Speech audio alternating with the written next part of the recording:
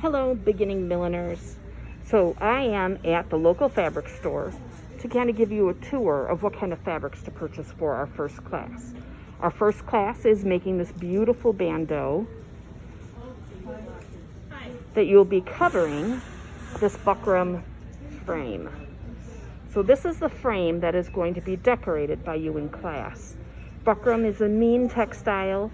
It has a layer of sizing over it. It is also wired on the edge with crinoline to cover that wired edge. So today I am going to talk to you a little bit about fabrics for you to be choosing from. This one here, like I said, I wanted to kind of push the colors, but I'm going to introduce you to different fabrics that you can choose that would be easiest for you to work with as a beginner. The first selection I'm going to show you, because I've had many people ask if cottons can be used. Yes, cottons can be used. Prints are always great, especially if they are not in a directional way. So the first cottons I'm going to show you, primarily because of the holidays coming. So we have a lovely Christmas print that is easy and all over pattern that would work well with our embellishment.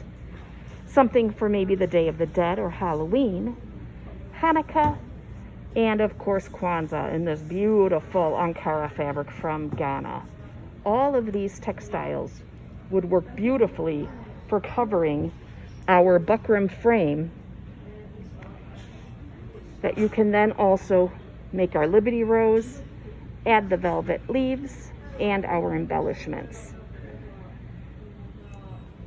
The next cotton I'm going to introduce you to is something that we're seeing. A lot of my fun, funky customers love Star Wars, love Harry Potter, and they just may want something lovely to wear with one of their outfits. When I chose this specific one, I thought it was kind of great because this pattern, even though it is a repeat, it's not exactly in a straight line. So you want to avoid things that are very symmetrical because we are covering this shape here. The Harry Potter here works really well. I mean, what a magical bandeau you could make with that Liberty Rose, the velvet flowers, and the filigrees. But cottons dress up very nicely. This is something you could wear around the house for the holidays or go out with friends to an event wearing any of these cottons. The next grouping we are going to move on to is going to be more of our dress fabrics. A fabric that would be beautiful is this penne velvet. Penne velvet is very similar to this faux fur that I have here, but what is so nice about it is that it has that luster to it. It is hammered, and it has a little bit of stretch and drape. For all of my beginners, I'm going to recommend fabrics that do not have a lot of stretch or drape because you may have a hard time controlling the textile. Another textile that would be fantastic for this bandeau project is faux suede. On the inside of the faux suede has that suede textile feeling here, which is very nice. It's 100% polyester. It frays very little, which is great for beginners, but you can choose to use either side. The suede side is beautiful, or the satin side is lovely. Faux suede, another excellent selection. Now, the next selection I'm going to show you is trending a lot right now, and that is your faux leathers. So I particularly pulled out this ivory faux leather because I may have somebody who's considering making a wonderful piece maybe for a wedding. But this is buttery soft. It does not fray along the edge. And this paired with the velvet leaves, the jewelry filigree, and the ribbon would be beautiful. Now, Who loves a little funk and fun? This is a faux reptile, which would be spectacular if you want to make something that is just pushing the boundaries a little bit. So here is our sample of the Bando, and this would just make an excellent Bando for the base of your piece. That is your faux reptile. Now, we all, or I'm going to assume many of us, like a little sparkle. So the next fabric I'm going to recommend is a brocade. This brocade here just happens to be modeled. Brocades will come in repeating patterns, often in florals. But what's nice about this is it has that distressed look. So you can make something as elegant as the Bando, but give it a beautiful edge with this distressed brocade. Again, that edge is not unraveling, so for my beginners, this would be very helpful for you to control and handle working with this fabric. Now, lame. Especially with the holidays coming, going out to see shows, the lame is beautiful for covering our Bando frame. This is going to have that bit of sparkle, and then when you put the velvet leaves and the moiré ribbon up against it, it just has such a beautiful pattern. So if you're not afraid of color and shine, the lame is another beautiful selection. And our last selection that I'm going to show you today. This is a dress print. This is 100% polyester challis, and as you see here, this has quite a drape to it.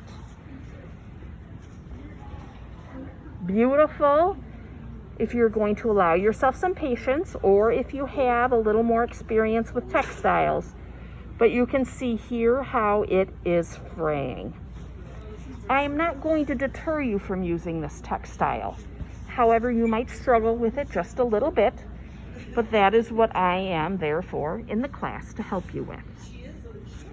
So this textile is 100% polyester. It is something like you would have a dress or a blouse made out of. Now, underneath all of these textiles that I have shown you, so I'm going to kind of fan them out here for you so you can see. Underneath all these textiles for making our Bando is going to be batting. The batting is going to give us that tufted look for when we put our filigrees on. So the batting will just be nice and soft, but this is a layer that you will be covering. Now, the reason why I'm showing you this batting is to explain to you why you do not want to pick a fabric that is sheer. As pretty as this is, it is sheer. That would be maybe a little difficult for some of my beginners, because once you put that sheer over that batting, it kind of loses how pretty it is. And that is a layer that we don't want to see, is that batting. So if you wanted or you had something sheer, what you would have to do is add another layer to this project, and that would be a solid fabric underneath. So if you are truly one of my beginners in class, I will direct you not to choose a sheer fabric like this one. And last but not least, I wanted to show you how beautiful some of our vintage leaves will look with the selection of these textiles. So these are some of the vintage leaves that you will be able to choose from for our project. And I have many more back in the atelier. So from the cottons to our shiny fabrics, especially that ivory on ivory, how beautiful is that? These velvet leaves will read beautiful on the textiles. And once again, those are provided for you. When it comes to shopping for your textiles, all you need is a 1/4 yard, because our buckram frame that we are working with is running less than 6 inches in width. A 1/4 yard is going to equal 9 inches, and then of course the width of the fabric. Many of these are 45 inches wide, and some of them are 58 to 60 inches wide. So when you are shopping and you're having your fabric cut, all you need is a 1/4 yard.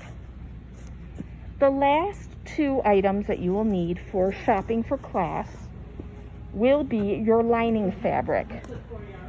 Lining fabric can be just real traditional. You can ask the cutting person to help you direct to a lining. But the other type of lining I am going to suggest you use would be a plain cotton.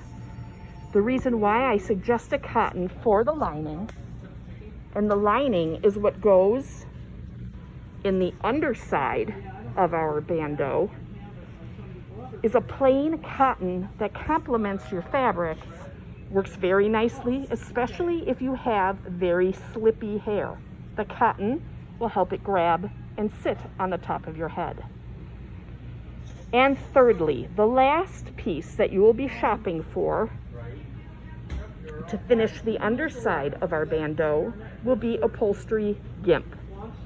The upholstery gimp can be found in the trimmings or the upholstery section of the fabric store. Gimp is this looped pattern. But what's wonderful about gimp is that it will take a curve.